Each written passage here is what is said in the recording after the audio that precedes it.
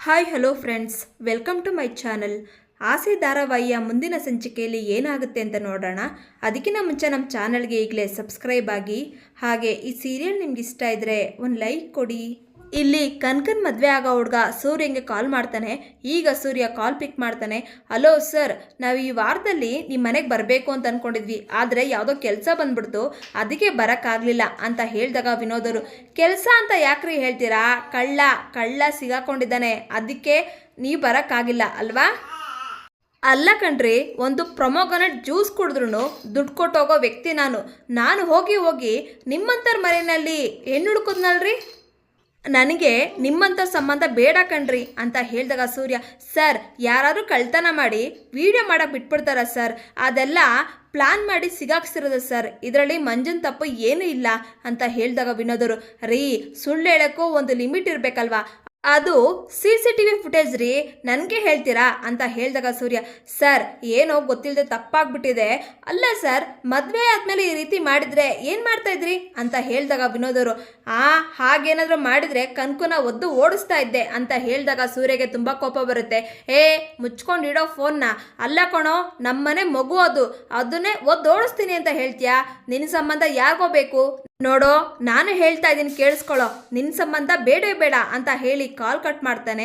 ಈಗ ಮೀನಾ, ರೀ ನಾನು ಅವಾಗಲೇ ಹೇಳಿಲ್ವಾ, ಯಾಕೋ ಬಲ್ಗಂಡು ಹೊಡ್ಕೊತಾ ಇದೆ, ಏನೋ ಕೆಟ್ಟದಾಗತ್ತೆ ಅಂತ ಹೇಳಿದಾಗ ಸೂರ್ಯ, ಮೀನಾ ನೀನು ಟೆನ್ಷನ್ ತೊಗೊಬೇಡ, ಸ್ವಲ್ಪ ಸುಮ್ಮನೆ ಇರಮ್ಮ, ಆಗೋದೆಲ್ಲ ಒಳ್ಳೇದಕ್ಕೆ, ಇಂಥ ಹುಡುಗನ ಜೊತೆ ನಮ್ಮ ಕನಕ ಹೆಣ್ಗೋಕಿನ ಹಾಗೆ ಇರೋದು ವಾಸಿ, ಬಿಡಮ್ಮ ಬೇರೆ ಯಾರನ್ನಾದ್ರೂ ಹುಡ್ಕೋದ್ರಾಯ್ತು ಅಂತ ಹೇಳಿದಾಗ ಮೀನಾ ಕನಕಗೆ ಕಾಲ್ ಮಾಡ್ತಾಳೆ. ಕನಕ, ಆ ಹುಡುಗ ಮದುವೆ ಬೇಡ ಅಂತ ಹೇಳ್ಬಿಟ್ಟ ಕಣೆ ಅಂತ ಹೇಳಿದಾಗ ಕನಕ, ಬಿಡಕ್ಕ ಒಳ್ಳೇದೇ ಆಯಿತು.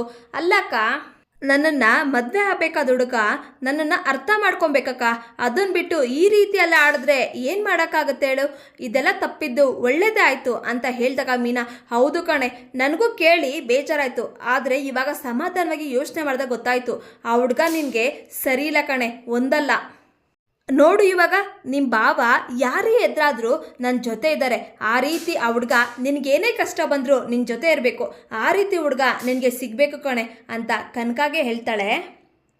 ಈಗ ಕುಸುಮವರು, ಏನಮ್ಮ ಮೀನಾ ಈ ರೀತಿ ಹೇಳ್ತಾ ಇದೆಯಾ? ಸರಿ, ನಿಮ್ಮತ್ತೆ ಕೇಸ್ ವಾಪಸ್ ತಗೊತಾರಂತ ಹೇಳಿದಾಗ ಮೀನಾ, ಇಲ್ಲ ಅಮ್ಮ, ನಾವು ಎಷ್ಟೋ ಒಪ್ಸೋಕ್ಕೆ ಟ್ರೈ ಮಾಡಿದ್ವಿ, ಆದರೆ ಅತ್ತೆ ಕೇಸ್ ವಾಪಸ್ ತಗೊಳ್ಳಲ್ಲ ಅಂತ ಹೇಳ್ತಾ ಇದ್ದಾರೆ. ಸರಿ, ನಾವು ಲಾಯರ್ ಹತ್ರ ಹೋಗಿ ಮಾತಾಡ್ತೀವಿ ಅಂತ ಹೇಳಿ ಮೀನಾ ಕಾಲ್ ಕಟ್ ಮಾಡ್ತಾಳೆ. ಈ ಕಡೆ ಸೂರ್ಯ ಮತ್ತು ಚೇತನ ಅವರು ಫೈನಾನ್ಸರ್ ಆಫೀಸರ್ಗೆ ಬಂದಿದ್ದಾರೆ 2 ಲಕ್ಷ ಸಾಲ ಕೇಳೋದಕ್ಕೆ. ಆಗ ಫೈನಾನ್ಸರ್ ಅವರು, ಏನೋ ಆಟ ಆಡ್ತಾ ಇದ್ದೀರಾ, ತಮಾಷೆನ 2 ಲಕ್ಷ ಹೊಂಚೋದು ಅಂದರೆ? ನೋಡಪ್ಪ ಸೂರ್ಯ, ನಿನ್ನ ಮೇಲೆ ನಂಬಿಕೆ ಇದೆ, ವಿಶ್ವಾಸನೂ ಇದೆ, ಕರೆಕ್ಟಾಗಿ ಬಡ್ಡಿ ಕಟ್ತೀಯ ಅಂತಲೂ ಗೊತ್ತು, ಆದರೆ ಏನು ಮಾಡೋದು, ನನ್ನ ಹತ್ರ ಇವಾಗ 1 ಲಕ್ಷ ಅಷ್ಟೇ ಇರೋದು, ಬೇಕಾದರೆ ಹೇಳು ಕೊಡ್ತೀನಿ, 2 ಲಕ್ಷ ಕಷ್ಟ ಆಗುತ್ತೆ ಅಂತ ಹೇಳಿದಾಗ ಸೂರ್ಯ, ಸರಿ ಅಣ್ಣ ಅದನ್ನೇ ಕೊಡಿ ಅಂತ ಹೇಳಿದಾಗ ಅವರು 1 ಲಕ್ಷ ದುಡ್ಡು ಕೊಡ್ತಾರೆ. ಆ ಚೇತನ, ನೀನು ಸಾಕ್ಷಿಗೆ ಸೈನ್ ಹಾಕ್ಬಿಡಪ್ಪ ಅಂತ ಹೇಳಿದಾಗ ಸೂರ್ಯ ಮತ್ತು ಚೇತನ ಇಬ್ಬರು ಸೈನ್ ಹಾಕ್ಬಿಟ್ಟು ದುಡ್ಡು ತೊಗೊಂಬರ್ತಾರೆ. ಲೋ ಚೇತನ, ಇನ್ನೂ 50 ಸಾವಿರಕ್ಕೆ ಏನು ಮಾಡಬೇಕು ಅಂತ ಗೊತ್ತೇ ಆಗ್ತಾಯಿಲ್ಲ ಕಣೋ, ನನ್ನ ಮಗಂದು ರೋಡಲ್ಲಿ ಮಾತ್ರ ಹಂಸು ಹಳ್ಳ ಕೊಳ್ಳ ಎಲ್ಲ ಇರುತ್ತೆ ಅಂತ ಅಂದ್ಕೊಂಡಿದ್ದೆ, ಆದರೆ ಜೀವನದಲ್ಲೂ ಹಂಸು ಹಳ್ಳ ಕೊಳ್ಳ ಎಲ್ಲ ಇರುತ್ತೆ ಅಂತ ಇವಾಗಲೇ ಕಣೋ ಗೊತ್ತಾಗ್ತಾ ಇರೋದು.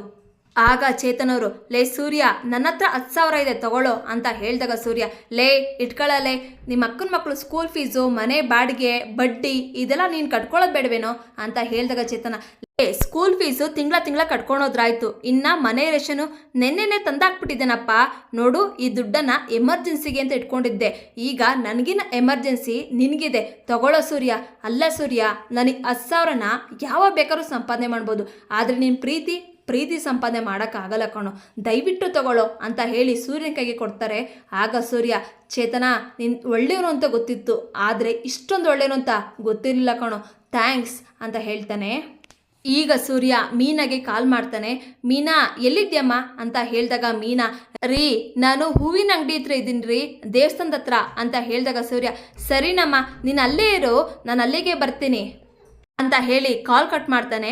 ನಾಳೆ ಬೆಳಿಗ್ಗೆ ಲಾಯರ್ ಹತ್ರ ಬರ್ತಾರೆ. ಸರ್, ನೀವು ಹೇಳಿದ 2 ಲಕ್ಷ ತಗೊಬಂದಿದ್ದೀವಿ ಸರ್.